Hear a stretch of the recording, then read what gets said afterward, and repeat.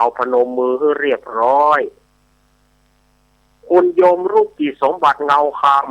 ำประเคนขันศีลเนอขันขอศีลสาธุสาธุ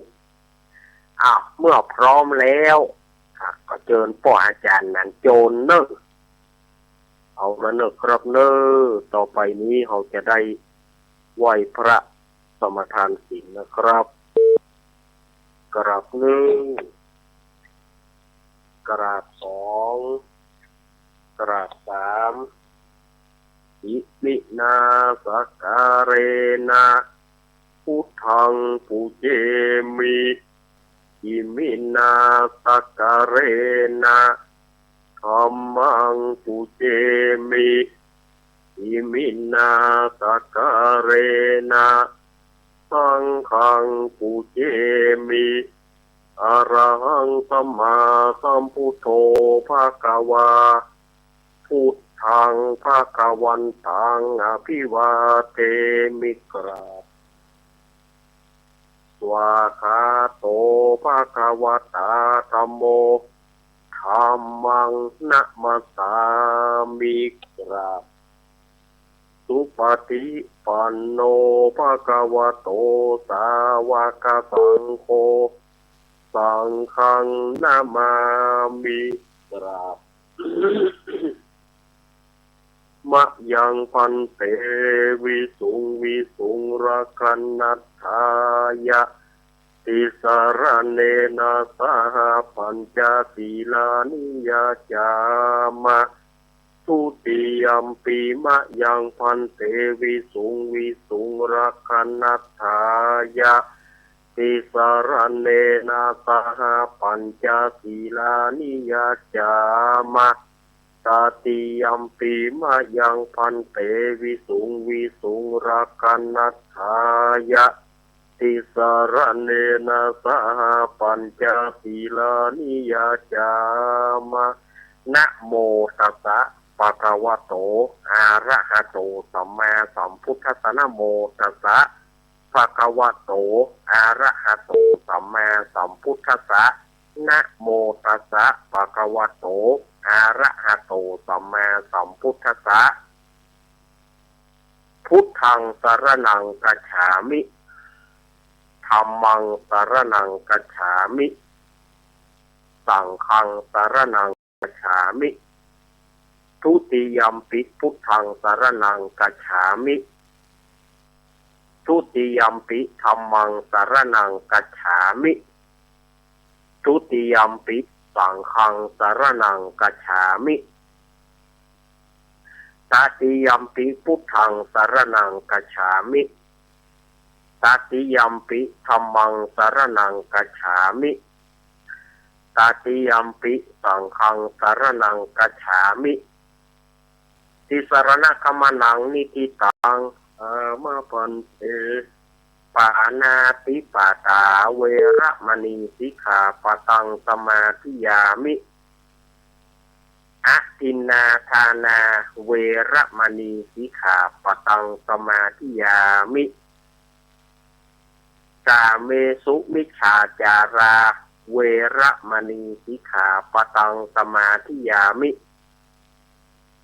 มุสาวาทาเวระมณีสิกขาปะตังสมาธิยามิสุราเมระยะมัชฌะปมาทัฏฐานาเวระมณีสิกขาปะตังสมาธิยามิ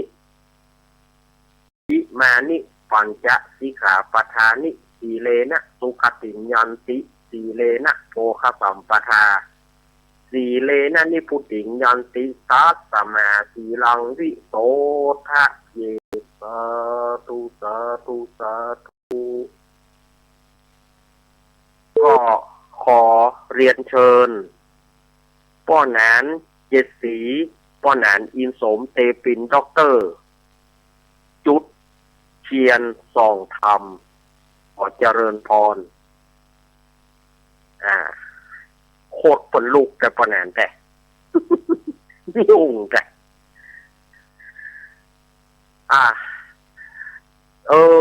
เจ้าพระตะกี้เนาะบาสูสกรรม พ่อสมศักดิ์แม่สีเพนแล้วก็รวมถึงที่ว่านะเปิ้นจะตามไปหาจิตะดวงวิญญาณของพ่ออุ้ยน้อยปอนแม่อุ้ยเงินยีนาอิพ่อสีแม่สอนขาวเตี้ยตามไปหาอุ้ยเกี้ยวอุ้ยอินเชื้อวงตามไปหาอุ้ยสุกอุ้ยทายีนาอิตามไปหาพ่อสอนชัยพ่อคอมอุ้ยคอมอุ้ยทาอุ้ยคอมอุ้ยทาชัยกาวินนายภาสกรหรือต้อมชัยกาวินป้อพร้อมพิมพ์สมอหรือว่าป้อเขียวนายประสงค์หรือว่านายอำนวยแล้วก็ญาติตั้งหลายที่บ่ได้ชื่อนามแถมตานไว้กับตนตัวตานไว้ภายภาคหน้าเทวบุตรเทวดาพวกเกิดไม่เกิดปู่แทนญาติแทนเจ้ากรรมนายเวนเจ้าเวนนายกรรมแถมเจ้าเงามุรสถานหนึ่งแม่บุญปอนอูคอมบ้านจ้างกระดาษตำบลตงต้อมอำเภอสันป่าตองอันนี้โยมแม่บุญธรรมของอาตมาเปิ้นก็ขอตานตามเดิมนะตานไปหาพ่ออุ้ยน้อยเสาแม่อุ้ยฟองอูคอมอุ้ยปุกอุ้ยคอมจันโตอุ้ยปอนอุ้ยมาอูคอม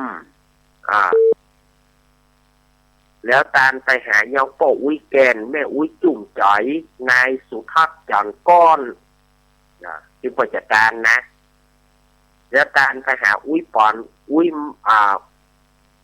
ยปอนอุ้ยนวลปอนคอม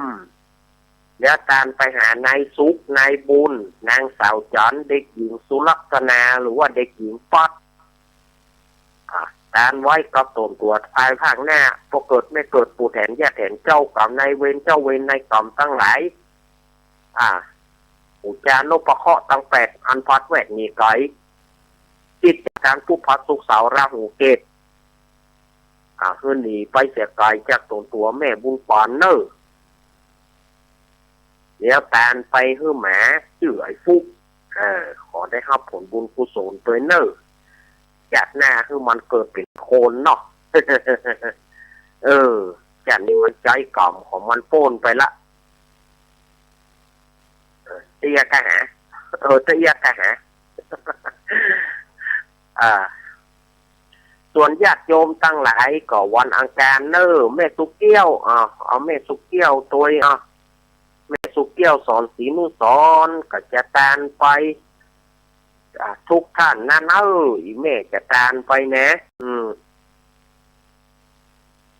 ตานไปหาแม่ดีพ่อประดิษฐ์หรือว่าพ่อดีสอนศรีนุสร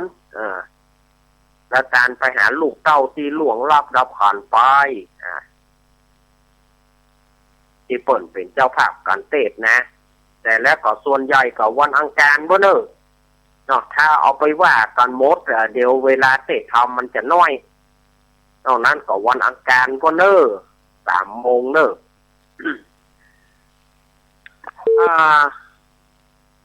วันนี้ก็จะต่อทำผูกที่แล้วนะทำผูกที่แล้วนี่ก็ได้มีสรุปใจความว่าพรานชื่อว่านิคะพรานนี่ก็ไปล่าสัตว์เอาวันไหนได้สัตว์ได้สิ่งมาเมียเปิ่นจื่นอกจื่นใจเข้าเนาะน้ำตำวันไหนบ่ได้สัตว์ได้สิ่งมาปูดทำโมสังโคหน้าบึ้งหน้าบูดหน้าเบี้ยวนี่กำหยับใครที่บอกควรดีว่าพุ่นนะมีวันหนึ่งก็พรานนิคะนี่ก็ไป ล่าสัตว์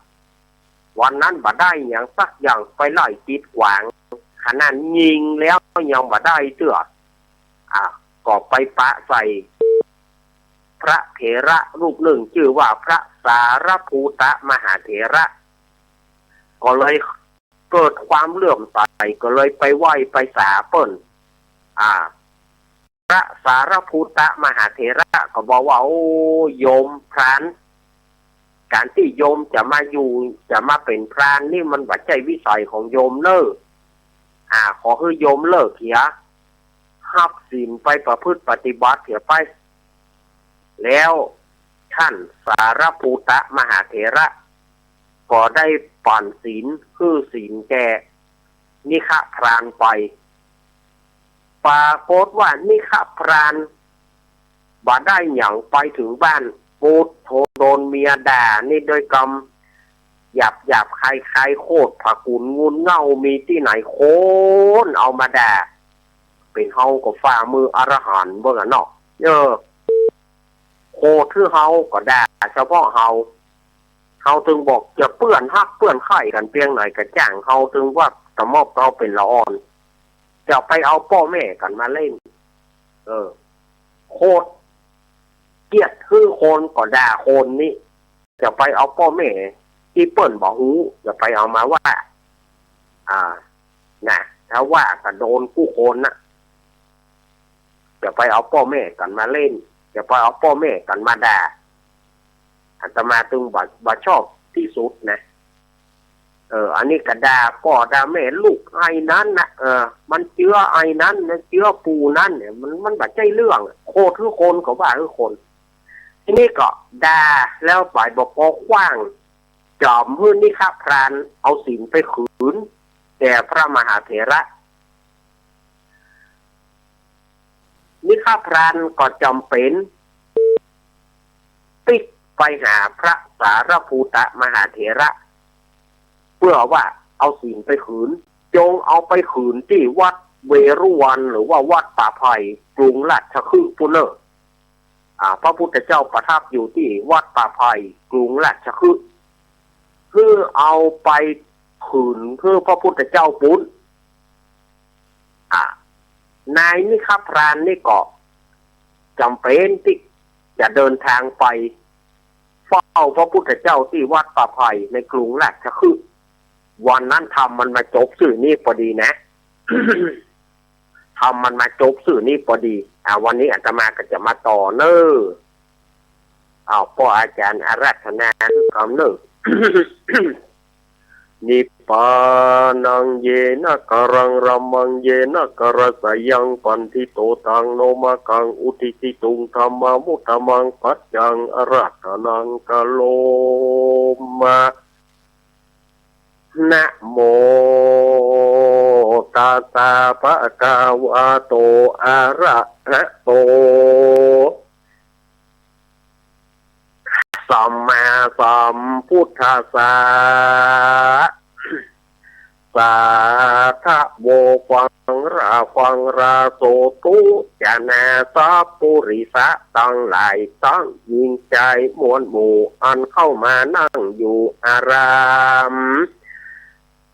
จิเตียนตามทุกใจเพื่อน้อมไว้ฟังธรรมจุงดาจำฟังที่เอาเป็นที่สอนใจฟังลำดับไปแต่ตนติดสืบส้นถึงไปด้วยปริยายไล่แต่บ่เว้นแหวบทใดนักจะใครแต่เก้าตามนักปราชญ์เจ้าบอกกล่าวสอนแม่ขอศรัทธามวลหมู่จงตั้งโสตะอยู่ด้าฟังไปบาดนี้แดดเอาละ สถาญาติโยมต่อไปนี้ก็จะมาเล่าทำต่อจากที่อาตมาได้สรุปไปตะกี้คือต่อจากทำผูกที่แล้วผูกแล้วนี่ว่าที่อาตมาสรุปไปตะกี้นะเดี๋ยวนี้ก็จะมาต่อผูกที่สองเนอะนายนิฆพรานก็ลาพระสารภูตะลาพระสารภูตะมหาเถระแล้วก็เดินทางไปเพื่อจะเอาศีลไปคืนพระพุทธเจ้า โอ้ยเจ้าเฮ้ยเนี่ยพนว่าแต่พรานคืนศีลนะจะเอาศีลไปคืน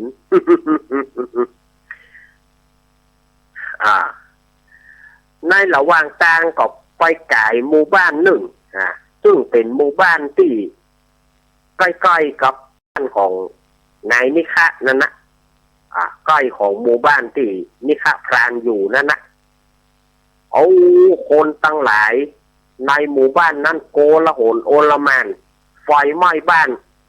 บางพ่องก็โคนครัวบางพ่องก็อุ้มเป็ดบางพ่องก็อุ้มไก่บางพ่องก็ได้หมาน้อยพ่องก็ขี่หลังพ่อเมียแม่เมียโอ้มาขี่หลังโอ้อีพ่อพ่องก็อุ้มพ่อเมียหล่นพ่องก็อุ้มแม่เมียหล่นหวังว่าลูกตัวเก่าโอ้สูญสารลูกคุณแอนนะไฟไหม้นายนี่ข้าพรานนี่ก็กลายไปก็ต้องไปปะใส่ป้อหลวงป้อหลวงก็กำลังกุลีกุจอหล่นดับไฟกะโขนครัวหนีกะก็นายนี่ข้าพรานนี่ก็กลายไปโอ้อันยังเนี่ยป้อหลวงโอ้ไฟไหม้บ่เฮ้ยอันเป็นแห่อย่าหมูนะไฟไหม้บ้านไหม้จองนี่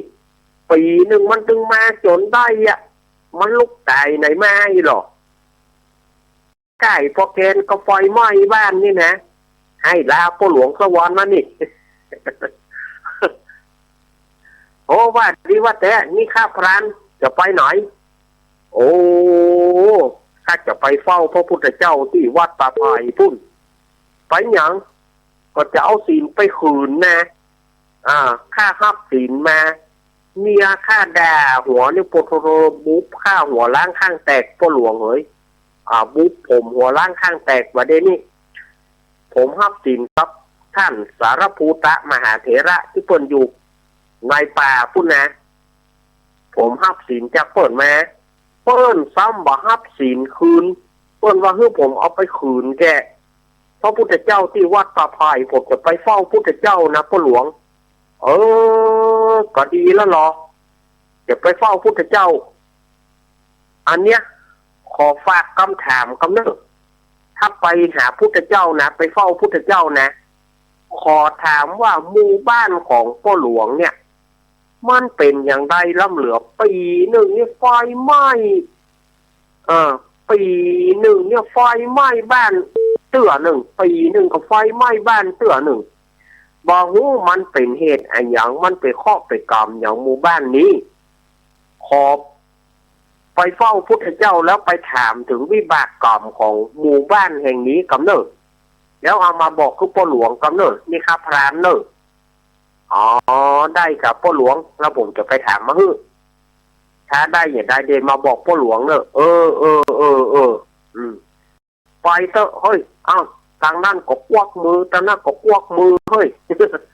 โขนครัวก็ดีโขนไฟก็ดีดับน้องก็ดีเอาเข้าก็ดีนึ่งพอยุ่งแต่พ่อหลวงแกน้องก็ดีเอาน้องก็ดีเอาเข้าก็ดีนึ่งมันถึงยุ่งพวกนั้นเนาะ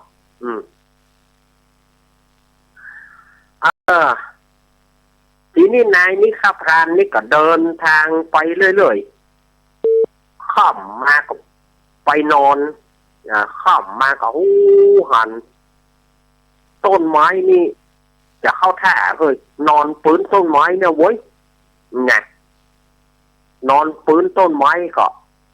หัวเสือพ่องแต่ว่าในนี่ข้าพรานนี่ก็พระคำว่าพรานนี่ก็มีคาถาของดีพ่องเนาะ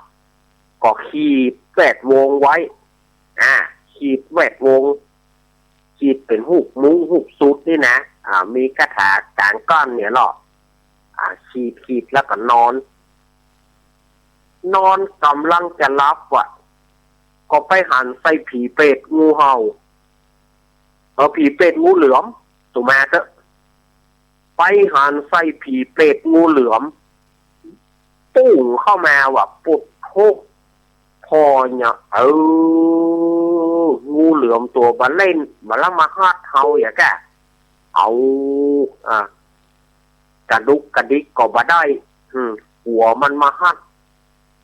งูก็จ้องตามองตาสายตาก็จ้องมองกันงูก็จ้องมันก็จ้องงูนะพรานถ้าจะกลัวงูเหมือนกันนะแต่ก็สักคำหนึ่งก็นายนี่ครับพรานนี่ก็มีสติก็เลยบอกคือกับงูว่าผีเป็ดงูเหลือมนั่นนะบอกว่าโอ้ข้าแห่งผีเป็ดงูเหลือมแก จะไปเนี่ยคือข้าเนอข้ามีกิจธุระจำเป็นข้าจะไปเฝ้าพระพุทธเจ้านะขอจะไปเนี่ยคือข้าเนอว่าแล้วก็โยกมือไหว้ผีเป็ดงูเหลือมนั่นนะนายนี่ข้าพรานนี่โยกมือไหว้ก็โลดจะไปเนี่ยคือข้าเนอข้าจะไปเฝ้าพุทธเจ้างูเหลือมนั่นก็หูว่านายนี่ข้าพรานจะไปเฝ้าพุทธเจ้ามันก็อู้ออกมาว่ะไอ้จะไปเฝ้าพุทธเจ้ากะไอ้จะไปเนี่ยอย่างปุ้นก็จะเอาศีลไปคืนนะข้าห้ามศีลเมียข้าด่าหัวข้าจะเอาศีลไปคืนแกพระพุทธเจ้า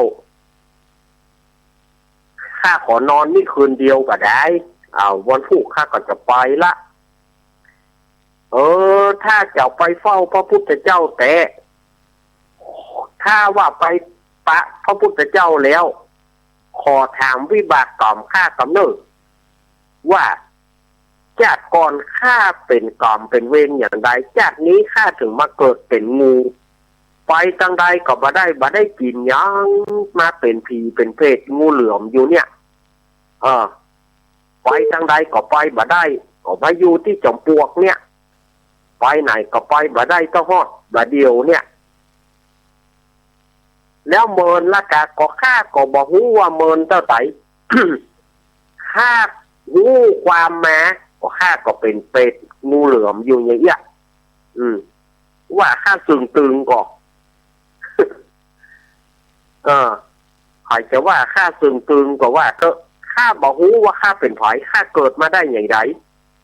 พอหูคิงมาก็มาอยู่อย่างเงี้ยทอดบะเดียวเนี่ยไปจังใดก็บ่ได้ไปเฝ้าพุทธเจ้าขอไปถามวิบากกรรมของข้ากำเนิดเอาได้กะนายนี่ครับการนี่ก็บอกว่าได้กะเดี๋ยวจะไปถามเพื่อเปิ้นจะเอาศีลไปคืนเขาก็ฝากถามปัญหาเปิ้นแต่ แล้วก็งูเหลือมแล้วก็เข้าที่จอมปลวกเข้าที่จอมปลวกเข้าที่พักของมันเหียนายนี่ข้าพรานนี่ก็นอนก็หมอกเกิงรับเกิงตื่นแน่นอนก็ได้ยินเสียงหุยว้อยแถมมะได้ยินเสียงหุยว้อยเอาอย่างทำมอนั่นผีหลอกกับหมอโอ้ปะงูแล้วยังบ่เตื้อปะผีแถมเอาแล้วบ่เฮ้ยกลัวก็กลัว ไหนจะไปเฝ้าพุทธเจ้าเว้ยจะไปเฝ้าพระพุทธเจ้าเอาถ้ามันปรากฏตัวมาแต่มันมั่งก้างมาแต่ก็เขาก็จะอ้างพระพุทธเจ้านั่นนะมันก็ล่างจ่วยเขาพ่องก้านี่นะนายนี่ข้าพรานก็ลุกมาส่องพอก็ส่องตัวแสงเดือนนะบ่มีไฟฉายบ่มีอย่างสักอย่างในช่วงนั้นถ้าจะเป็นเดือนแจ้งเนาะช่วงนั้นถ้าจะเป็นเดือนแจ้งก็ส่องไปที่เงาไม้นั้นก็ไปหันใส่ นางผีป่วยไปหันใส่นางผีป่วยคนหนึ่งยืนอยู่หันให้หุยอันอย่างใดแน่อย่างบรรนุ่งผ้านุ่งครัวอันอย่างบรรนุ่งผ้านุ่งครัวอันอย่างมาป่วยล่ำก้ามจะเข้าท่าวันนี้อย่างใดเนี่ยนายนี่ข้าพรานนี่ก็เลยเอิ้นออกไปอันนั้นไปแน่อย่างใดเป็นผีบ้ากะ ผ้ากับบรรนุ่งเตียวบรรนุ่งเอามวยเน็บเอว เตียวบรรนุ่งเอามวยเน็บเอวแล้วไม่เอาเน็บตีนหน่อยนะ เตียวบรรนุ่งเอามวยเน็บเอวไม่เอาเน็บตีนหน่อยนั่นอย่างใดเนี่ยเป็นผีบ้าก็ว่าเป็นอย่างใดนางผีป่วยนั่นก็เลยบอกว่าโอ้ไอ้เฮ้ยข้าเจ้าปัจจัยผีบ้าซาห่วงข้าเจ้าก็ไปโคนเหมือนไอ้เนี่ยก็เลยยังอย่างใดเนี่ยมานุ่งผ้านุ่งครัวแล้วเป็นไผที่ไหนนี่อย่างมาอยู่กลางป่าง่ะมันอย่างอี้ ข้าเจ้าก็บอกฮู้นะว่าข้าเจ้าเป็นไผข้าเจ้าก็บอกฮู้ว่าเกิดมาได้อย่างไรเป็นลูกเต้าเราไผโอ้อย่างไรอ่ะก็ข้าเจ้าบอกฮู้ข้าเจ้าหูคิงมาก็ข้าเจ้าก็มายืนอยู่ที่เนี้ยมาอยู่ที่เนี้ยตากแดดตากฝนตากลมบ่มีเสื้อบ่มีผ้าข้าเจ้าบอกฮู้ว่าข้าเจ้าเป็นลูกเต้าเราไผข้าเจ้าบอกฮู้ไอ้ว่าเจ้าสึงตึงก็ไอ้ว่าเจ้าเหงาก็เรื่องอย่างใดอ่ะเกิดมาเนี่ยบอกฮู้ว่าเป็นลูกข้าเจ้าบอกฮู้แต่เมื่อข้าเจ้าหูคิงมาก็ข้าเจ้าก็มายืนอยู่อย่างเงี้ยไปทางใดก็บ่ได้ เสื้อผ้าก็บ่มีนุ่งโอ้ตากแดดตากฝนตากลมมาเนี่ยบอกฮู้สักกี่ปีเจ้าประเทศผีบ้าเจ้าก็โคนเนี่ยเลี้ยวบอกหัวพ่อจ่าพ่อใจกะโอ้ยไอ้เอ๋ยถ้าพ่อจ่าพ่อใจจะมาทำบัดดีมาให้กับข้าเจ้ายังว่าดีกว่าอย่างน้อยข้าเจ้าก็มีกู้ถึงพ่อใจจะมาสุมาเนอะถึงพ่อใจจะมาโคมคืนข้าเจ้าก็มีกู้อยู่อันนี้บอกมีภัยพ่อเห็นเลยบ่มีภัยมาพ่อมามองเห็นเลยข้าเจ้าก็เลยโดดเดี่ยวดายเป็นผีป่วยอย่างเงี้ยก็ยิ่งใหญ่มันและไอ้จะไปไหนมานอนกลางป่าหญ้าไม้อย่างนี้ไอ้จะไปเฝ้าพระพุทธเจ้าไอ้จะเอาศีลไปคืนพระพุทธเจ้าที่วัดป่าพายปุ่นกรุงราชคฤห์ปุ่นไอ้ถ้าไอ้ไปเฝ้าพระพุทธเจ้าข้าเจ้าขออนุโมทนาสาธุโดยแต่ขอให้ไอ้ไปทูลถามพระพุทธเจ้าคือกำเนิดว่าเป็นวิบากกรรมอย่างใดของข้าเจ้าเกิดมาบ่มีเสื้อบ่มีผ้านุ่งมาเป็นผีป่วยล่ำกล้ามอีกไอ้ไปถามพระพุทธเจ้าเลี้ยวเอามาเล่าให้ข้าเจ้าฟังกำเนิดได้กะ ได้กะพอถึงวันพุธเมื่อเจ้านายนี่ข้าพานก็กินข้าวตีห่อมาเก็บผลไม้หลากไม้อย่างกินไปพอประทังชีวิตก็จะเดินทางต่อไปมาถึงตัดนี่สถานญาติโยมทำผูกที่สองก็จบลงทำผูกที่สองจบลงเหี่ยแล้วอาตมาก็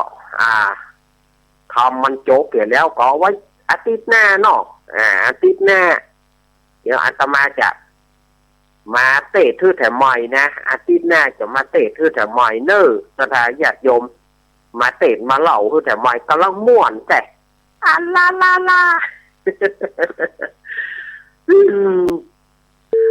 เตะทื่อมันจบเหี่ยกะอาจารย์ก็เตะทื่อมันจบมันก็ไปตื่นเต้นหูอย่างญาติโยมพอละครทีวีนะคะกำลังจะม่วนอยู่จบกำลังจะม่วนอยู่โฆษณากำลังจะม่วนอยู่จบอย่ามันก็ห้าในกันเนาะมันไปตื่นเต้นจะได้เตะเถี่ยมดมันไปตื่นเต้นมันไปม่วนจะได้เนาะเอาเจ้าน้อยกันเนาะ ขออนุโมทนาเจ้าภาพทุกท่านที่เป็นเจ้าภาพในวันนี้บุญใดกุศลใดท่านได้ทำแล้วก็ขอให้สมมโนในไฟแอ้งจุนเหยื่อจุประการเนอในภาษานี้ขอให้ท่านได้มรรคผลนิพพานสั้นสูงสุดเนอนิที่สังขียาสังวันนาวิเศษจาห้องเหตุธรรมเตสนาเรื่องพรานคืนศีลผูกที่สองขอบังโกมสมเรศเดสาตุเต็ดเมินเจ็บหลังเจ็บเอวสถาญาติโยมเอ๋ยถ้าเอาไปเตะที่มันจบคำเดียวมันก็ไปม่วนแล้วมันก็บาเล้าใจเนาะเตื้อเอาไปพอละครทีวีเอาไปพอหนังทีวีเนาะพระเอกกับนางเอกกำลังตีกันจะจบไป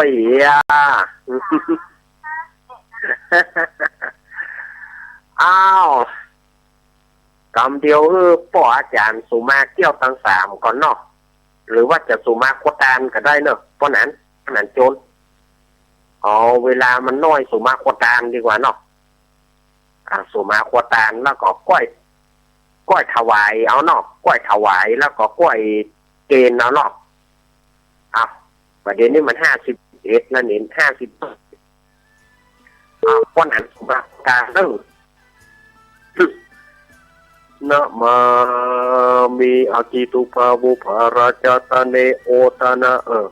กัปปิยปันดาตายวัตถุนานาสัพปริวารตเนนวราธาคินเยกายะตัวเรวจิตัวเรมโนตัวเรสันจิจะปมเตนวา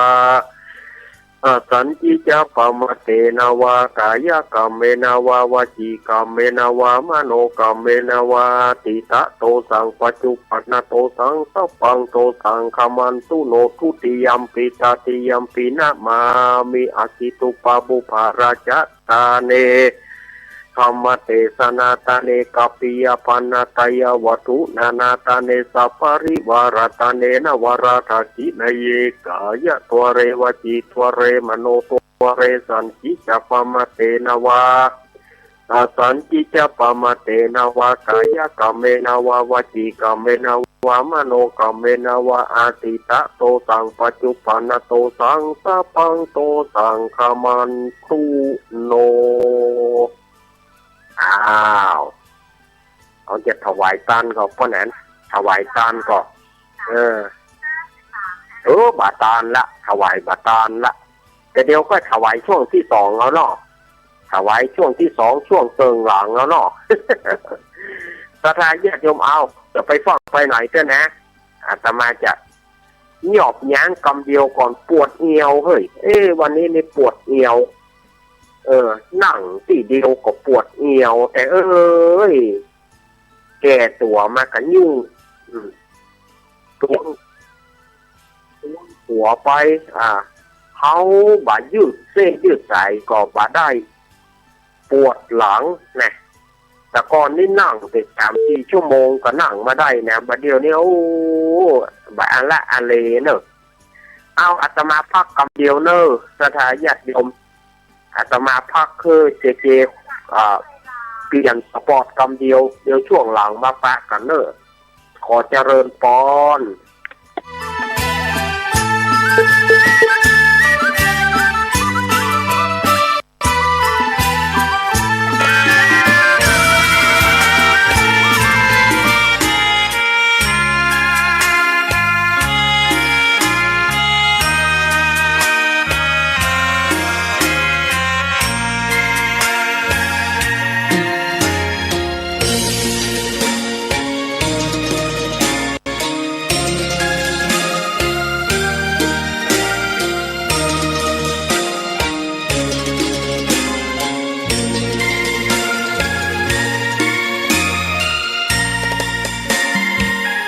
ดอกบัวดอกหนึ่งตึงใจไว้เพื่อบูชาแด่องค์พระศาสดาสัมมาสัมพุทธเจ้ามีความงามเงียบไม่เปรียบเทียบเขาเทียบเราใครมองไม่งามช่างเขาแต่เจ้าก็คือดอกบัวด้วยความสัตย์ซื่อยึดถือความดีเป็นหลักใครรักไม่รักก็ไม่จมปลักมองมัวเมื่อโผล่พ้นน้ำก็เห็นความงามในตัวไม่ยึดติดในตมชั่วขอเป็นดอกบัวดอกดีใครไม่มองว่าบัวงามเด่นแต่บัวก็เป็นดอกบัวทุกวันอย่างนี้ไม่อยากเด่นดังแต่มุ่งหวังในทางเด่นดีเกิดมาเพื่อสร้างบารมี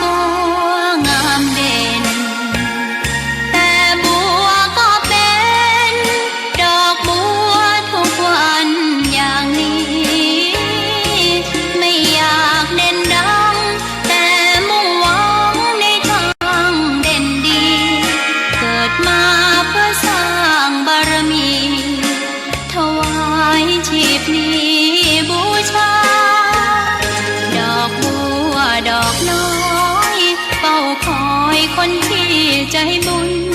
มาโอบเอื้อเกื้อกูลรู้ค่า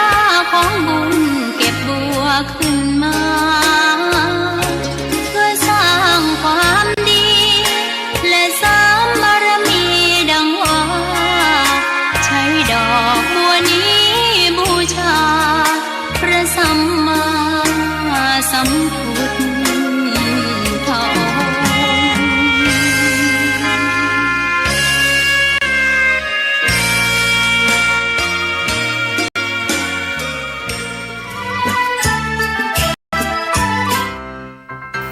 น้องๆหน้าหนาวนี้ไปแอวเหนือเฮาพักที่นี่บ่รีสอร์ทนี้ดีขนาดมีเครื่องทำน้ำอุ่นระบบแก๊สเอาไว้ให้พร้อมแต่ก็ต้องระวังเนอะเครื่องทำน้ำอุ่นระบบแก๊สมีคนตายมาหลายรายแล้วจะอั้นเลยกะอ้ายก็นึกภาพเอากะเปิดเครื่องทำน้ำอุ่นระบบแก๊สในห้องน้ำถ้าบ่มีพัดลมดูดอากาศการหมุนเวียนของออกซิเจนมันจะดีได้จะใดในเมื่อการเผาไหม้บ่สมบูรณ์ก็เกิดการสะสมแก๊สคาร์บอนมอนอกไซด์สูดดมเข้าไปมันจะไปจับกับเม็ดเลือดแดงและทำให้เม็ดเลือดแดงจับกับออกซิเจนได้น้อยลงเมื่อออกซิเจนเข้าไปถึงปอดก็จะย่าให้คลื่นไส้เมาหัวหายใจยากจนถึงขั้นเป็นลมแล้วก็ตายได้โดยเฉพาะคนที่มีโรคประจำตัวเช่นโรคหัวใจโรคเลือดจางหอบหืดถุงลมโป่งพองโรคความดันโลหิตสูงซึ่งจะมีโอกาสสูงกว่าคนอื่นน่ากลัวขนาดเนาะมันก็บ่ถึงขนาดนั้นถ้าหาหูวิธีคือถ้าอาบน้ำด้วยเครื่องทำน้ำอุ่นระบบแก๊สบ่ดีอาบเกิน10นาทีจะต้องเปิดพัดลมระบายอากาศหรือให้อากาศถ่ายเทได้ดีอันนี้ก็จะช่วยได้นักถ้าหมู่เฮาแค่หูข้อมูลเพิ่มเติมโทรสอบถามได้ที่กลุ่มสื่อสารความเสี่ยงและพัฒนาพฤติกรรมสุขภาพสำนักงานป้องกันควบคุมโรคที่1เชียงใหม่053-140-774-6หรือสายด่วน1422จนเครียดกินเหล้าจนเครียดกินเหล้าจนเครียดเหล้าจนเครียดกินเหล้าจนเครียดกินเหล้าจนเครียดกินเหล้าก็เลยยิ่งก็เลิกสิเหล้าอ่ะจนเลิกเหล้าเลิกจนเริ่มต้นเข้าพรรษานี้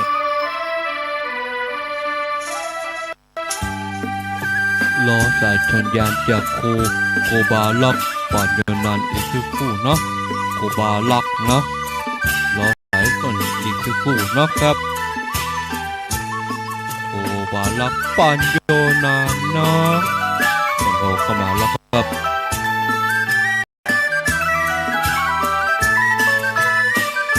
เนมนโคบาลักโหลดทำได้เลยครับผมเอาแล้วศรัทธาญาติโยมสาธุชนคนดีเฮาทั้งหลายมาถึงช่วงที่2ของรายการสัพเพเหระ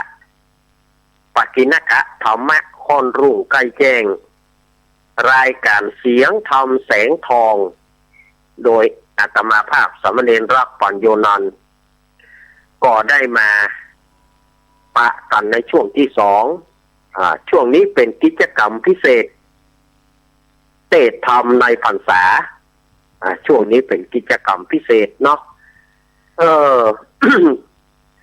ก่อนอย่างว่านะถ้าในช่วงภาษานี่มันก็จะมีพิธีรีตองมันก็จะนักหน่อย พิธีรีตอง กิจกรรมมันก็นักหน่อยช่วงเข้าภาษาเนาะเพราะว่าศรัทธาญาติโยมจะมีโอกาสอาบน้ำฟังธรรมก็ช่วงภาษานี่แหละถ้าบอกมีช่วงภาษานี่มันก็บอกให้มีโอกาสที่จะได้อาบน้ำฟังธรรมละครั้งยกที่1โอ้บ่เจ๊กะ วัดปากกลางเจริญพุทธิละครั้งวันมวยไปกล่องไปถึงมวยพวกศรัทธาญาติโยมว่ะยกที่1ว่ะ สุมาเตเอาแล้วเนาะต่อไปเพื่อบ่ให้เป็นการเสียเวลาเอาพ่ออาจารย์จะได้ถวายโอ้ยายเนี่ย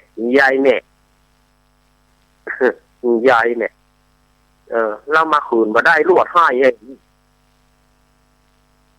เคยมีนะคนไข้หัวนะไข้หัวเข้ามันไข้หัวขืนมาได้ก็พี่นะ ไว้คืนไปเอาป้อนั้นเอาป้อจันนั้นโจนถวายต่อไปถวายสังฆทานนะครับพระนโมพร้อมกันนะครับหนึ่งนะโมตัสสะภะคะวะโตอะระหะโตสัมมาสัมพุทธัสสะนะโมตัสสะภะคะวะโตอะระหะโตสัมมาสัมพุทธัสสะนะโมตัสสะภะคะวะโตอะระหะโตสัมมาสัมพุทธัสสะอิมานิมายังพันเตสัพพิยพันดานิสัพปริวารานิ ภิกขุสังคัสสะโอโนชยามะสาธุโนพันเตภิกขุสังโฆอิมานิพัตตากัปปิยพันดานิสัพปริวารานิปฏิกันหาตุอัมหากังอีคารตังอิตายะสุขายะข้าแด่พระสงฆ์ผู้เจริญข้าพระเจ้าทั้งหลายขอน้อมถวายกัปปิยพันธ์กับทั้งบริวารทั้งหลายเหล่านี้แด่พระสงฆ์ขอพระสงฆ์จงรับกัปปิยพันธ์กับทั้งบริวารทั้งหลายเหล่านี้ของข้าพเจ้าทั้งหลายเพื่อประโยชน์และความสุขแก่ข้าพเจ้าทั้งหลายสิ้นกาลนานเทินสาธุอ้าวต่อไป ขอเรียนเชิญคุณโยมรุ่งนิรันดร์ปันดอนตองและก็คุณโยมรุจิสมบัติเงาคำประเคนพระพุทธพระธรรมถวายพระพุทธพระธรรมเนอะแล้วก็พ่อสมศักดิ์ แม่ศรีเพนแม่ฟองคำนายอเนกนางจินตนาพรน้องปลายฝนแล้วก็พ่อผู้ของพรศักดิ์แม่คุณนายประนอมพรหมสุวรรณดีมาประเคนการเทศเอาพ่อศักดิ์นั่นเนอะพ่อศักดิ์นั่นนะ คนแห่งหน่อยแขวงหันมันลูกใหญ่ ไอ้ยังก็ซักนะไอ้ยังก็ซักนะหลวงพ่อท่านพระครูวรธรรมนาถสตักมาเดี๋ยวซักไหนอันพ่อซักไม่เพลนเป็น เดี๋ยวซักไหน หลวงพ่อซักมา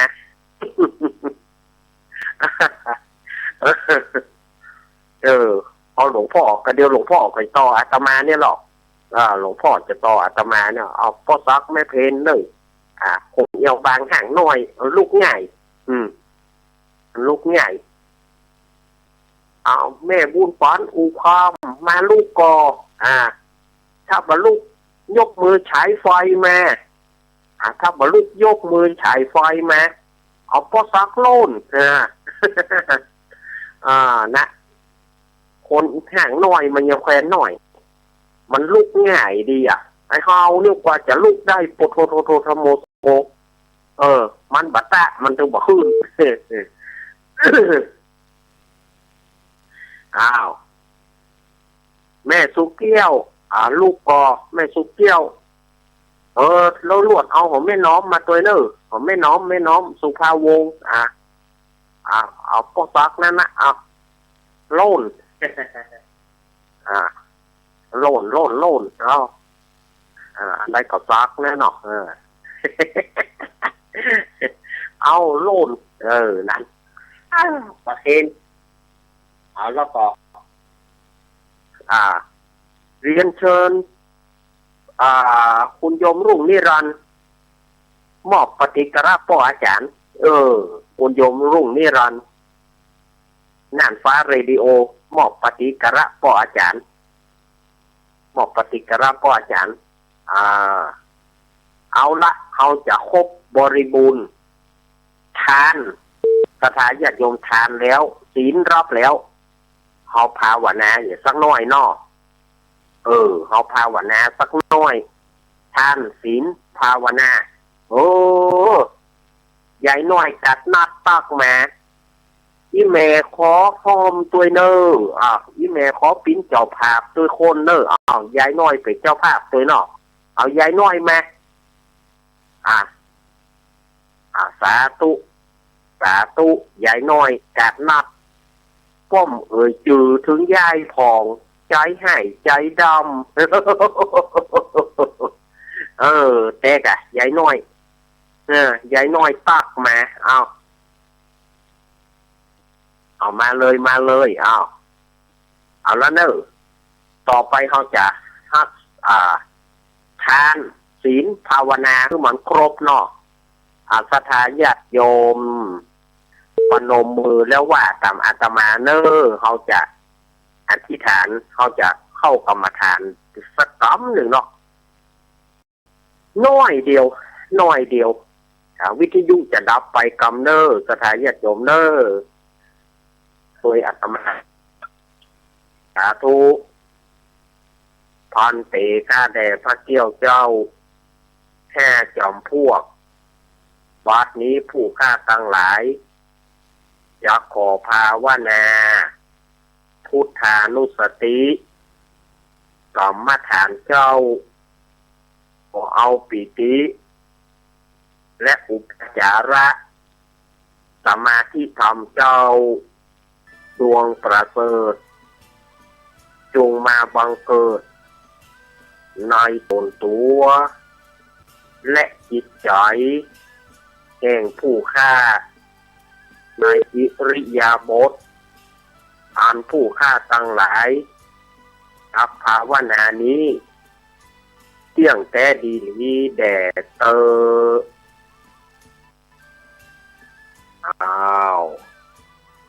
ภาวนาก็หมดตามเดิมนะเนอะมือขวาทับมือซ้ายเท้าขวาทับเท้าซ้ายแต่ท่านที่นั่งเก้าอี้อยู่หรือว่าท่านที่นอนฮะนะนอนฮะนะแล้วนึกใจหายใจเข้าพุทหายใจออกโทหรือว่าท่านจะเอาแบบลัดก็สัมมาอรหังสัมมาอรหังหรือว่าท่านจะกำหนดลมหายใจปองยุบหายใจเข้าต้องปองหนอหายใจออกต้องยุบหนอเอาตามที่ท่านสะดวกว่าเนอปฏิบัติได้วิทยุจะดับไปกำเดียวปฏิบัติได้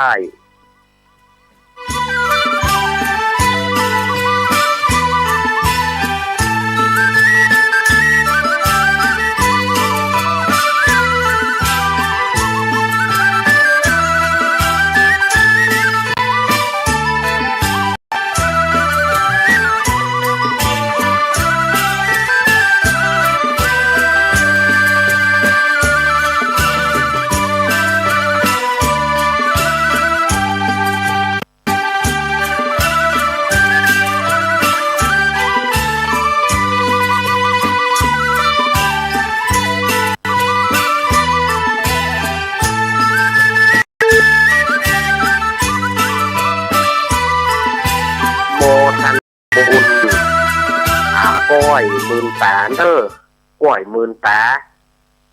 ก้อยหมื่นตาก้อยคลายนิ้วออกก้อยคลายมือก้อยหมื่นตาทานศีลภาวนาเขาครบแล้วทานศีลภาวนาเขาครบทั้ง3ด้านแล้วสถาญาติโยมเอาต่อไปพนมมือขึ้นเขาจะออกกรรมฐานนอกอิตังภาวนากรรมังนิปานะปัจจโยโหนตุโนนิจังสาธุข้าแต่พันเตข้าแต่พระเกี้ยวเจ้า จำพูบัดนี้ผู้ฆ่าทั้งหลาย ได้ภาวนายังพุทธานุสติกรรมฐานเจ้ามีประมาณเท่านี้จะขอสู่มายอไว้เหนือหัวผู้ฆ่าด้วยดีก่อนแลสาธุสาธุสาธุเอานั่งท่าเดิมได้โยมนั่งท่าเดิมได้เอาตะกี้ไปเอาน้ำหยัดถวายพระคุณเจ้าแล้วก็เอาถวายพระเนอ น้ำหยัดมีแล้วอยากมีแล้วก็อาตมาจะหยัดน้ำแล้วเนอสถานญาติโยมก็หยัดน้ำตัวไปเนอยะถาวาริวหาปุราปาริปุเรนติสาคารังเอวะเมวะอิโตทินังเปตานังอุปกปปติอิชิตังปฏิตังตุมหังคิปะเมวะสมิสตุสเพปุเรนตุสังคปาจันโทปนารโสยะถามณีโจติระโสยะถาโสยติธัมโมจะอายังนิทัสสิโตเปตานะปูชาจักตาอุลาลาปรัญจปิปูนามนุปทินังตุเหปุญญังปสุตานะปะกันติสัพพิติโยมิวัจจันตุสปะโรโกวินาสตุมาเตภวัตวันตารโยสุขีตีกายุโกภวะอภิวะสานาสีริสานิจังวุธาปัจจายิโนจตารโรธรรมวัฏันติอายุวันโนสุขังปะลังสาธุสาธุสาธุเอาปอนป่ออาจารย์สปีติโยมิวจันตุสัพพโรโกวินาสตุมาเตภวัตวันตารโยสุขีธิกายุโกภวะอภิวาทานาสีริสานิจังวุธาปัจจายิโนจตารโรธรรมวัฏันติอายุวันโนสุขังปะลังแผ่เมตตานะครับอิตังตานากัมมังนิปานาปัจจโยโหตุโนนิจังอิตังศีลากัมมังนิปานาปัจจโย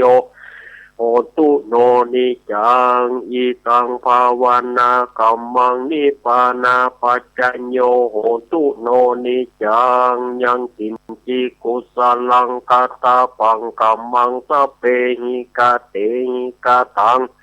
ปุญญังโนอนุโมทันตุสุนันตุโอนโตเยเทวะอังสามิงคาเนอาทิกาตาติกายุกาสัทธาหนตุสัพเพสัตตาสุขีอัตตานังปริหารันตุมาตาปิตาสุขีตาหนตุทุกขาภโมนจันตุสัพเพยาตกาสุขีตาหนตุทุกขาภโมนจันตุสัพเพอัญญตกาสุขีตาหนตุทุกขาภโมนจันตุสัพเพปิสาสัพเพยาคาสัพเพเปตาสุขีตาหนตุทุกขาภโมนจันตุสัพเพนากตาสุขีตาหนตุทุกขาภโมนจันตุสัพเพเทวาสุขีตาหนตุทุกขาภโมนจันตุสัพเพอาจาริยุปัจจยาสุขีตาหนตุทุกขาภโมนจันตุสัพพะสัมปติโยสามิฉันตุโววันตามิพุทธังสัพพะเมวะโตสังฆมันทะเมพันเตวันตามิธัมมังสัพพะเมวันโตสังฆมันทะเม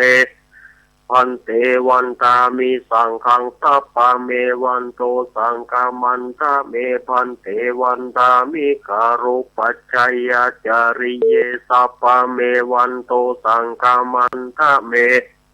พันเตวันตามิกัมมัฏฐานังสัพพะเมวันโตสังฆมันทะเมพันเตวันตามิอารัมเมภัตตาสีมังสัพพะเมวันโตสัง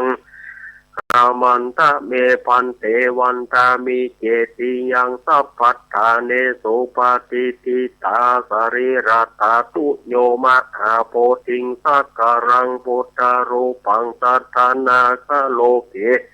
เทวโลเกพระมาโลเกชมพูทิเปรังกาทิเปสาริราธาตุโยเกสาธาตุโยอาระหันสาธาตุโยเจติยัง กันทาคูตินจาตุราสีสหเสธรรมกันเตสะเปสัมภาทาเจติยัญจาหังวันตามิสัพพโสกราบเอาหันหน้ามาทางครูบาอาจารย์เนอสาธุวันตามิปันเตสะปังอาปะระทังกามันทะเมปันเตมยากาตังปุญญังสามินานุโมทิตาปังสามินากาตังปุญญังไมหังตาตาปังสาธุอนุโมทามิจัตตารโอธรรมาวัฏันติอายุวันโนสุขังพระลังสาธุเอาเรียบร้อยสำหรับกิจกรรมฟังธรรมในภาษา กิจกรรมฟังธรรมในภาษาก็จบลงในวันนี้ก็ขณะนี้สถานญาติโยมก็กำลังเข้าฟังรายการสัพเพเหระปฏิณกะธรรมะค่อนรุ่งใกล้แจ้งเนาะจะเปิดใจกับว่าตานแล้วนี่ เนาะเปิดใจกับว่าตานแล้วฉะนั้นก็เอาเรื่องมาอู้กันดีกว่าเนาะก็ขอแสดงความเสียใจกับศรัทธาญาติโยมบ้านแจมศรัทธาวัดบ้านแจมตำบลบะเขือแจ้อำเภอเมืองจังหวัดลำพูนที่เขาได้สูญเสียพระมหาเถระนักเทศน์ก็คือท่านพระครูพิทักษ์ธรรมกรหรือว่าตุ้ลุงสวัสดิ์เพิ่นได้ถึงแก่มรณภาพไปเนาะอันนี้ก็อาตมาก็ได้ยินจากหลวงลุงแต่ว่าเมื่อค่ำนี่บ่ได้หลวงลุงเพิ่นแจ้งมาว่าเพิ่นแจ้งทางอากาศเพิ่นแจ้งทางวิทยุว่า หลวงพ่อพระเดชพระคุณหลวงพ่อ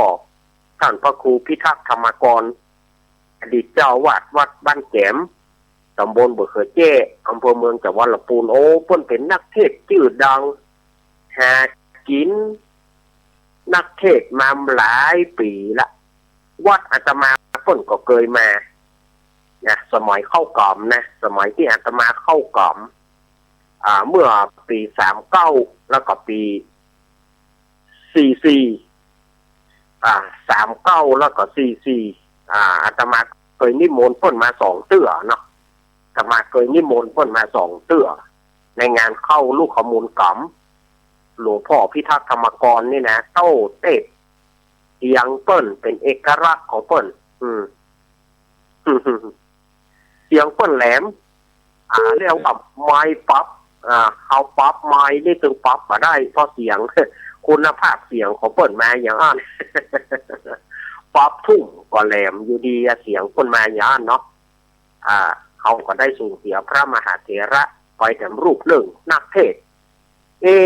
ยมบาลยมทูตนี่ก็เนาะรอให้เปิ้นออกภาษาแล้วก็กว้างไปก็ยังบ่ฮื้อเพิ่นน่ะ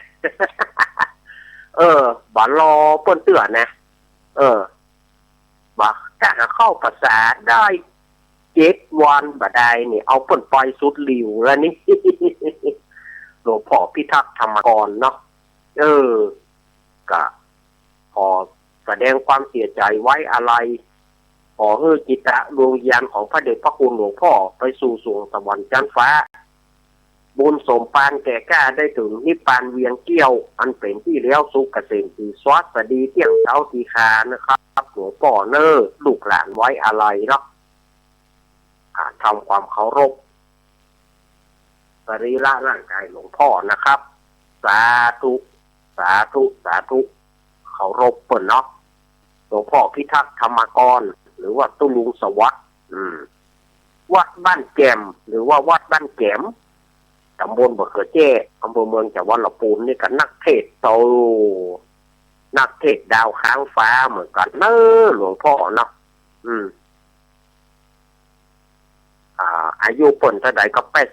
84อายุเปิ้น84อีกได้ยินหลวงลุงว่าแต่ว่าเมื่อค่ำนี้นะ หลวงพ่อพิทักษ์ธรรมกรเพิ่นเคยมาวัดอาตมา2 เตื้อในงานเข้ากล่ำเนี่ยปี39กับ44เนี่ยเพิ่นได้มาที่วัดอาตมาเพิ่นเคยมาเทศน์หรอหลวงพ่อพิทักษ์ธรรมกรนี่นะก็แต่คนเฮานี่เท่าบอกว่าหนุ่มบอกว่าตุ๊เจ้าเขาก็ยังเอาไปได้ ตู้เจ้าก็ยังตายสถานญาติโยมมันจึงบอกเว้นบอกไว้บอก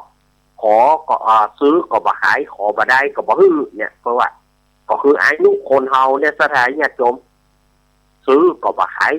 ขอบ่ได้ก็บ่ฮื้อมันจึงอย่างใดก็จึงมือถึงเวลาก็ต้องไปถึงเวลาก็ต้องไปมันถึงเวลาต้องไป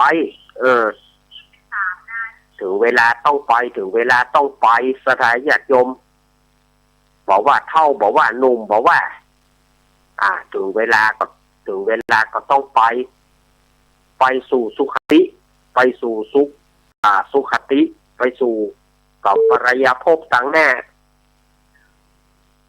นี่ก็แสดงความเสียใจครับสถานญาติโยมวัดบ้านแก่มตัวเนอวัดบ้านแก่มบ่เคยแก้ตะปูนเอาละสถานญาติโยมอาตมาได้บริหารเวลามาชั่วโมงเกือบจะเกินละเพราะอาตมาตั้งไว้ว่าอาตมาลาใน4:24 นาทีตอนนี้ก็ได้เวลาที่อาตมาจะลาละเพื่อจะเปลี่ยนสปอร์ตแล้วก็หลวงพ่อพระเดชพระคุณหลวงพ่อท่านพระครูวรธรรมนาถเจ้าคณะตำบลสันติสุขเจ้าอาวาสวัดหนองเหียงตำบลสันติสุขอำเภอไดหล่อจังหวัดเชียงใหม่เปิ้นจะมาต่ออาตมานี้ก็เดี๋ยวฟังเปิ้นจะมานำไหว้พระสวดมนต์เทศธรรมไปจนถึง6 นาฬิกาสถานญาติโยมอาตมาขอยกย้างไว้เพียงเต้าอี้อาทิตย์หน้ากล้วยปะกันใหม่สถานญาติโยมก็จะไปฟังมูลขึ้นนี้ไปไหนฟังหลวงพ่อต่อไปเดี๋ยวหลวงพ่อเพิ่นจะมาเทศธรรมมาไหว้พระไหว้ปารมีไหว้กุลหลวงกุลหอมเพิ่นจะมาไหว้ให้สถานญาติโยมก็ท่าไหว้ตัวหลวงพ่ออาตมาลาเพียงเท่านี้นะอภิวาทานาสีริสานิจังวุฒาปัจจายโนจัตตารโรธรรมาวัฏันลัง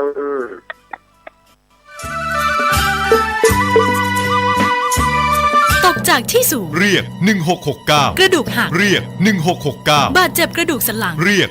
1669ไฟฟ้าช็อตเรียก1669ไฟไหม้น้ำร้อนลวกอย่างรุนแรงเรียก1669จมน้ำเรียก1669ถูกยิงเรียก1669ถูกแทงเรียก1669อุบัติเหตุจราจรเรียก1669ช็อกหมดสติเรียก1669ปวดท้องกล้าฉุกเฉินมีน้ำเดินตกเลือดเรียก1669